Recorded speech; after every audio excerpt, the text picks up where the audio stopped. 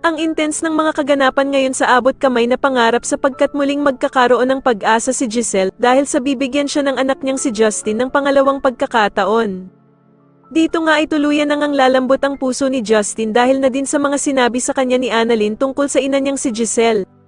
Samantala matapos nga ang ginawang pangbabastos ni Justin sa ina niyang si Giselle sa harap mismo ni Annalyn ay hindi na nga ito makakapagpigil na sundan si Justin sa labas.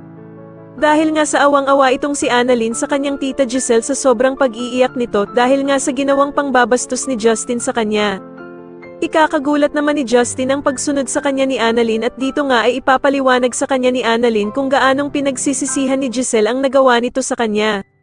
Samantala habang umiiyak naman si Giselle ay sasabihin niya kay Annalyn ang wish niya na sana nga daw ay makasama at may akap na niya ng tuluyan ng anak niyang si Justin. At dito nga ay mukhang tinabla na si Justin sa mga sinabi sa kanya ni Annalyn tungkol sa ina nitong si Giselle dahil sa mukhang nakukonsensya na ito sa mga sinabi niya. Kaya naman ay tatanungin siya ng ama niyang si Eric kung bakit ito umiiyak at kung lumalambot na daw ba ang puso nito sa ina niyang si Giselle. At dito nga ay mapapatungo na lamang si Justin dahil sa talaga namang mahal pa niya ang ina niyang si Giselle. Sa kabilang banda naman dahil nga sa pagkahuli ni Lynette sa pagtawag ni Zoe kay Doc Carlos ay ikwakwento niya ito kila Diyosa at Aling Susan. Kaya naman ay agad na pagsasabihan ni Aling Susan si Lynette na bakit daw tatawag si Zoe sa asawa niyang si Doc Carlos samantalang hindi naman nga daw sila magkaano-ano. At dito nga ay dadagdag pa si Diyosa na sa dinami-dami nga daw ng pwedeng tawagan ni Zoe ay bakit si Doc Carlos pa ang palaging pinipili nitong tawagan.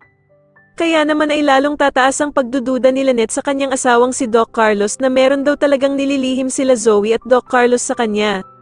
Sa tingin niyo tuluyan na nga kayang lumambat ang puso ni Justin at mapatawad na niya ang ina niyang si Giselle, mas lalo na nga talagang nagiging exciting ang mga susunod na kaganapan kaya naman ay mas lalo pa nating abangan ang mas lalong gumigandang abot kamay na pangarap. Maraming salamat po sa inyong panonood at sana po ay masubscribe niyo ako. Maraming salamat po.